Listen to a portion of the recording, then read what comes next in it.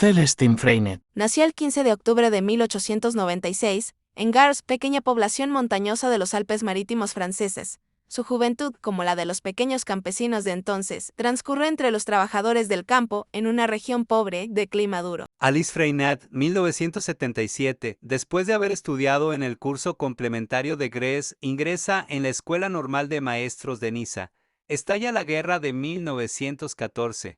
Freinet es movilizado.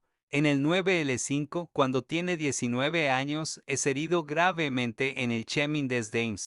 En 1920 consigue el puesto de profesor adjunto de la escuela de 2 clases de Bar-sur Aube. Partiendo de esta escuela de pueblo, introducirá la imprenta en la escuela, iniciará un movimiento de ámbito nacional mediante sus artículos en la prensa profesional y política, participará en los congresos internacionales de la Nueva Educación. Tiene tiempo para interesarse por el desarrollo de su pueblo natal, donde funda una cooperativa de trabajadores para electrificar la población. Es miembro activo del sindicato y del Partido Comunista. En 1925 se traslada a la URSS con una delegación sindical. Cuando en 1928 se va de Bar-sur-Loup a Saint-Paul-del-Vence, donde ha sido trasladado, ya ha iniciado la parte fundamental de su obra, la imprenta, la correspondencia interescolar, la cooperativa escolar y, a nivel nacional, la cooperativa de enseñanza laica. 1939 a 1940 empieza la Segunda Guerra Mundial. A Freinet, comunista conocido, se le considera peligroso por la posible actuación de su organización. La URSS está aliada con los nazis, detienen a Freinet, que ingresa en un campo de concentración y después obtiene la libertad. Originalidad de las técnicas Freinet. Alice Freinet puso de manifiesto cómo la experiencia de Bar-sur-Loup condujo a Freinet a interiorizar primero y a superar después las concepciones vigentes tras la guerra de 14 a 18 en el movimiento de la Nueva Educación que él dirigía en 1968. Se trata ante todo de la necesidad imperiosa, física y psicológicamente, de salir del aula para ir a buscar la vida en el rico entorno del campo vecino y la artesanía todavía existente. La primera innovación será la clase El Paseo, en la que se observará el medio natural y humano, del que se llevará a la escuela primero los ecosorales y después los escritos. Los textos así producidos se corregirán, enriquecerán y constituirán la base de los aprendizajes elementales clásicos que los convierten en un instrumento directo de mejora de la comunicación. Las orientaciones teóricas de las etapas psicológicas vinculadas a las grandes funciones vitales, que presiden la organización sistemática del estudio del medio, alimentación, protección contra la intemperie, defensa contra los peligros, solidaridad humana, obstaculizan los intereses del niño. Para Freinet, el estudio del medio solo tiene pleno sentido cuando se intenta obrar sobre él y transformarlo. Bouillet, 1962. Ampliará y enriquecerá el estudio mediante 2 dimensiones. Por una parte, los testimonios individuales presentados en clase por los alumnos que desean dar a conocer a sus condiscípulos acontecimientos que les han llamado la atención y en los que han participado, con lo que se origina el texto libre. Y por otra, el diario escolar difundido en el medio familiar y, sobre todo, la correspondencia interescolar, por la cual se comunica a otras escuelas la sustancia de esos testimonios individuales, escogidos democráticamente en clase y modificados colectivamente con miras a su comunicación. El deseo de comunicación transformará el estudio del medio en observación meticulosa con miras a su comunicación a otras personas extrañas al medio cercano, y además identificará y creará el medio técnico que haga posible esa comunicación. Es decir, la imprenta en la escuela y el limógrafo. Para Freinet, el cálculo tiene que ser un instrumento de acción sobre las cosas. Sirve para medir los campos, pesar los productos, calcular el precio de costo, los intereses que se deben o se cobran. Todo ello justifica la actividad aritmética, en vez del acceso descarnado a los números y las operac. La cooperativa escolar nacerá de esta doble exigencia: motivar el cálculo y hacer funcionar los talleres de la escuela. Se deduce naturalmente que la cooperativa se convierte en lugar de reflexión, elaboración de proyectos, de adopción de decisiones, de contabilidad y de estimación de posibilidades. Transformación de los aprendizajes, 1956. Estas orientaciones principales definen el cuadro de actividad. Sin embargo, no indican los aprendizajes concretos indispensables: lectura, escritura, ortografía y cálculo. Aprendizaje de la lectura. En Francia, entre las 2 guerras mundiales, se practicó la técnica de la construcción sintética, de los sonidos a la letra, de las letras a la sílaba, de las sílabas a la palabra y de las palabras a la frase. Para este aprendizaje de las simples combinaciones, se utilizan pitarras ante las cuales los alumnos deben descifrar en coro. Vean, vea, etc. Las palabras utilizadas son las que nacen de esta producción sintética. Los textos que se leen son artificiales y pueriles, en todo caso totalmente ajenos a la vida real afectiva. El problema fundamental reside en pasar de esta gimnasia formal a la lectura de verdaderos textos. Freinet descubre y en el que se inspirará, aunque superando la perspectiva original. El acceso al texto escrito debe ser ante todo una búsqueda de su sentido. Siguiendo en esto las intuiciones de Rousseau, Freinet considera que el texto es ante todo el producto de una voluntad de comunicación. En este sentido, la lectura es inseparable de la escritura, pero de la escritura de palabras y frases que tengan un significado, no de sonidos abstractos. Por esta razón, utilizará el método global desde su propia perspectiva, en la que figura el texto libre o, de manera más primitiva, la expresión. La lectura al trabajo y la biblioteca de trabajo. Leer no es hacerlo de manera repetitiva y dirigida de trozos seleccionados por el autor del manual o el maestro. Leer es ir a buscar el texto que se necesita, ya se trate de distraerse o sobre todo de actuar. La lectura como técnica de vida es ante todo, en sus propias palabras, lectura-trabajo. Esta lectura es especialmente importante para profundizar el estudio del medio. También puede enriquecer las informaciones recibidas mediante la correspondencia. Aprendizaje de la escritura y de la expresión escrita. La imprenta como medio pedagógico de comunicación constituyó el punto fuerte de la innovación en materia lingüística. No es probablemente casual que Freinet, militante proletario, inventara. La prensa y los talleres de imprenta constituyeron desde el principio de las luchas obreras el trabajo. La imprenta quizás sea el único lugar donde el respeto de la ortografía y la puntuación ha encontrado refugio con mayor razón en los años en que Freinet inventó la imprenta. Querer imprimir es querer comunicar a gran escala.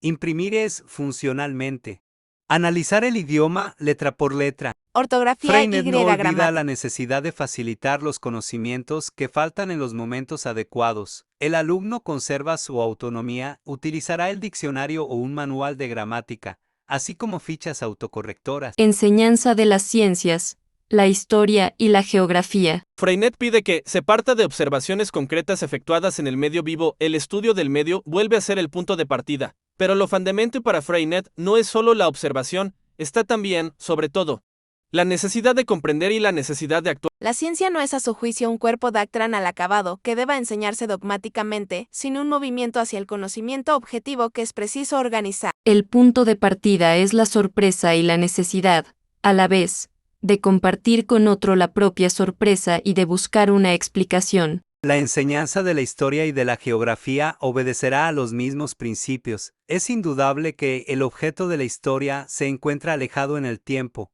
La geografía evoca y sitúa tierras inaccesibles, pero lo fundamental sigue siendo la comprensión de las constantes, una historia y una geografía. Enseñanza artística. Los métodos Freinet suscitan un estilo de expresión, al igual que lo hacen los métodos tradicionales de aprendizaje sistemático.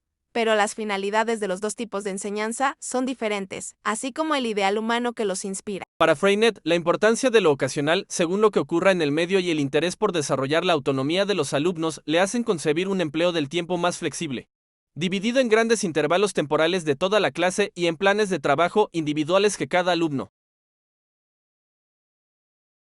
En cierto modo, constituir otro poder pedagógico frente al poder oficial es lo que caracteriza a la escuela cooperativa del movimiento Freinet, del mismo modo que en el aula el poder se transfiere en lo posible a los propios alumnos. ¿Qué es filosofía? Freinet añade dos puntos fundamentales. Por una parte, la prueba tiene que hacerse para responder a una necesidad.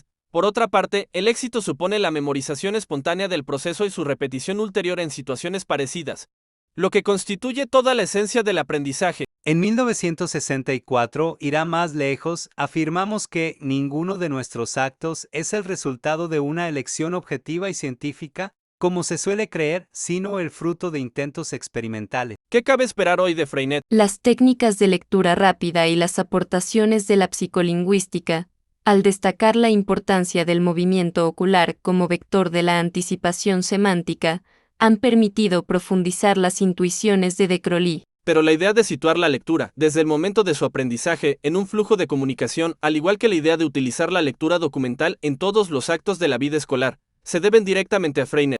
Froebel. Fue un pedagogo alemán, discípulo de Rousseau y de Pestazzoni. Estudió sobre todo la educación preescolar. Nació el 21 de abril de 1782 en Alemania. Fue el menor de 6 hermanos. Su padre era pastor protestante y su madre murió a los 9 meses de nacido. Motivado por los comentarios de Gruner, Froebel descubre las ideas de Johann Pestazzoni, viaja a Suiza y trabaja con él en Verdun. Fue este tiempo el que determinó su vocación de maestro y filósofo.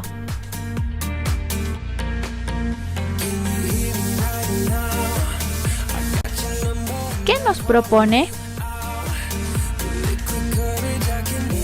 En su doctrina filosófico-educativo, Froebel propone el empleo de la actividad infantil no de modo mecánico, sino espontáneo, en la que el niño involucre todo su ser. Según Froebel, la educación ideal del hombre es la que comienza desde la niñez. Él considera el juego como el medio más adecuado para la introducción a los niños al mundo de la cultura, la sociedad, la creatividad y el servicio a los demás, sin dejar de lado el aprecio y el cultivo de la naturaleza. También la educación tenía la gran tarea de ayudar al hombre a conocerse a sí mismo y a vivir en paz y unión con Dios. A esto lo denominó educación integral y se basa en estos pensamientos debido a su profundo espíritu religioso. Esta idea de educación ideal fue la que lo inspiró a su propuesta, fundar los jardines de infancia Kindergarten, los cuales son instituciones creadas con una finalidad fija de educación del niño preescolar. Con esto podemos decir que Froebel diseñó una pedagogía con especial acento puesto en educación para el trabajo, es decir, juego-trabajo, y así la educación tendrá como resultado gente activa, con ideales y comprometida. Características del modelo froebeliano. Su pedagogía se fundamenta en la actividad, es decir, el método es natural y activo.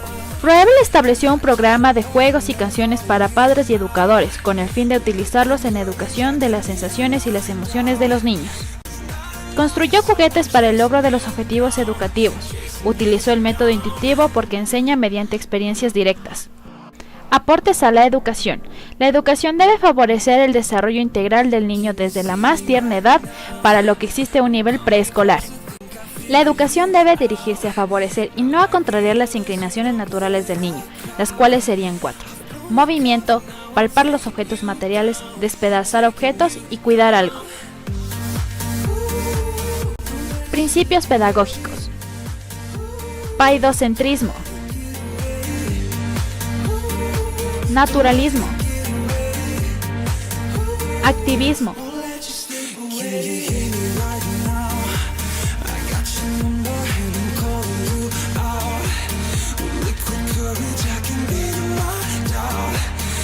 Principios de unidad. Educación de valores. Se realiza a través del juego.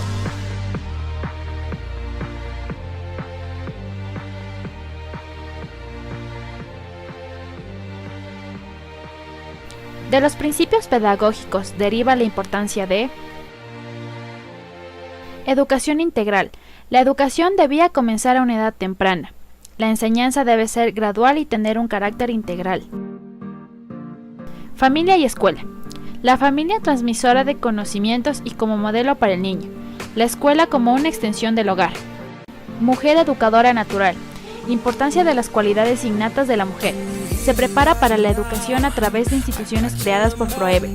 Educación por el afecto como principio esencial en su educación.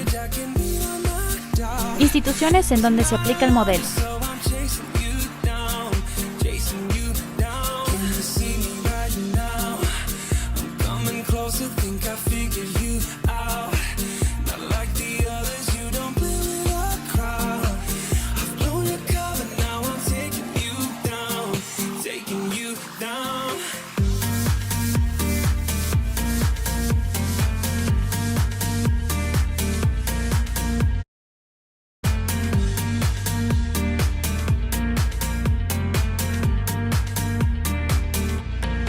Existen muchas escuelas que utilizan este modelo, pues lo aplican en el kindergarten, preescolar, y las profesoras lo ocupan para el aprendizaje del niño. Actividades que propone Froebel: juegos gimnásticos acompañados de cantos, cultivo del jardín, cuidado de plantas y animales, charla, poesía, cuento y dramatización, canto, excursiones, juegos y trabajo con los dones y ocupaciones.